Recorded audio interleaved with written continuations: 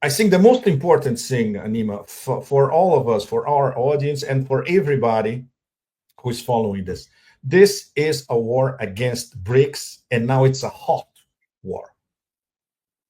And don't forget that the current president of the United States now, he owns two wars. He owns the proxy war here, now our neighbors in Novorossiya, and he owns the Israeli war against Iran. The ultimate objective of this is to fracture Brics, to, by all means necessary, prevent Eurasia integration, which is the biggest theme and the biggest event of the 21st century, the total Eurasia integration in corridors of connectivity and trade among all them.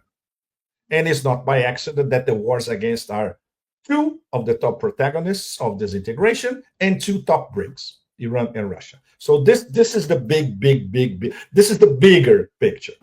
This video came from Iran. Yes. And you look at this, you see they use this type of trucks to attack Iran before it started.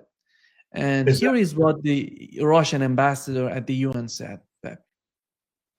The current strikes by Israel, what we noticed is the information mass media about the fact that there was likely coordination between Israel and British special services. Immediately after the Israeli strikes, they sheltered the Israeli aviation which participated in the strikes in their bases in Cyprus. We also noticed a statement made by Israel when they said that they warned about their attacks. They warned Germany, JCPOA participant, and Italy.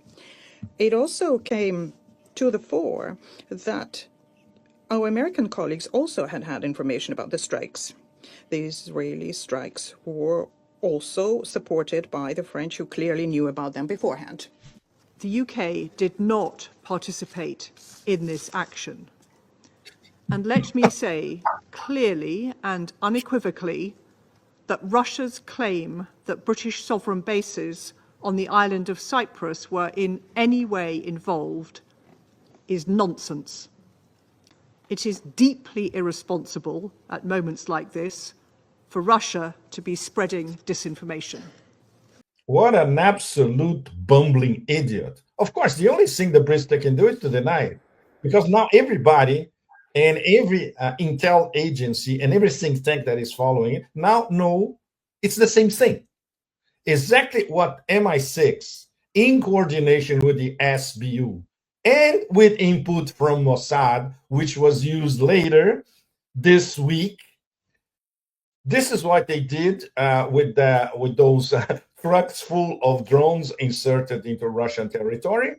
And the exact procedure was reproduced with trucks full of drones entering Iranian territory. So, you know, even a 6-year-old can see that it is exactly the same thing.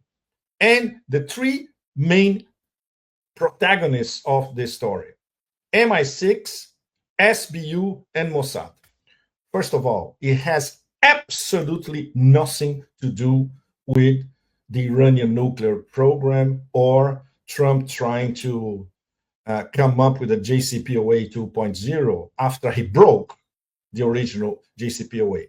This is all about regime change, nothing else.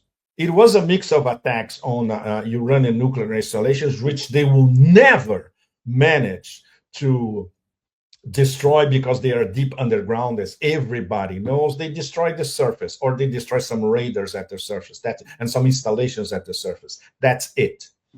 But the most important thing was the decapitation strikes.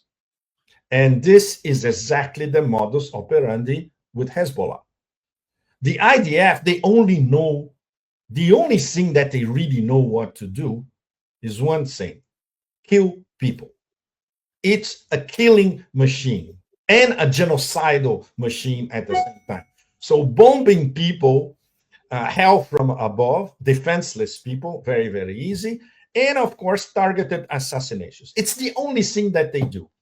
All of them, IDF, Shin Bet, you know, the whole compound and the whole mindset.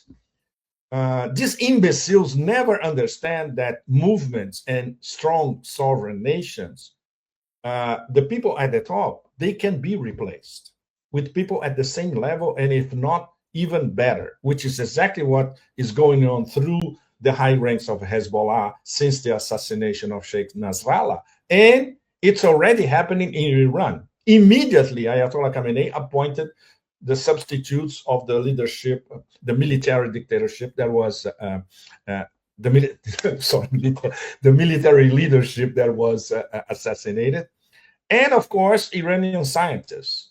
But Iran has hundreds of highly qualified scientists, if not thousands. So everything linked to the Iranian nuclear program will continue. It's not, and the installations, maybe they had what, 2-3% of trouble this past 48 hours. So they made a mix of decapitating very important characters in the military sphere and the scientific sphere, and these attacks on military installations and the whole nuclear infrastructure of Iran. So far, negligible damage.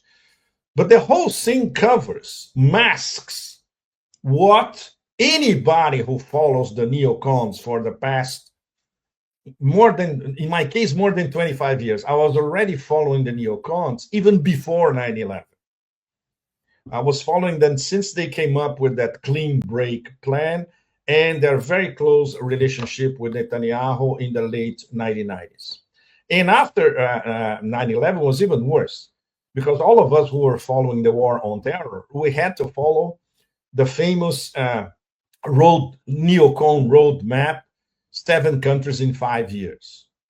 They managed to destroy between 5 and 6. And the jewel in the crown was always Iran.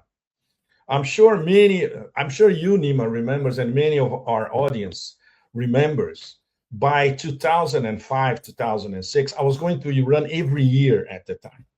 And the blah, blah, blah from the neocon camp in the US was bomb, bomb, bomb, bomb Iran. You remember, this was 20 years ago.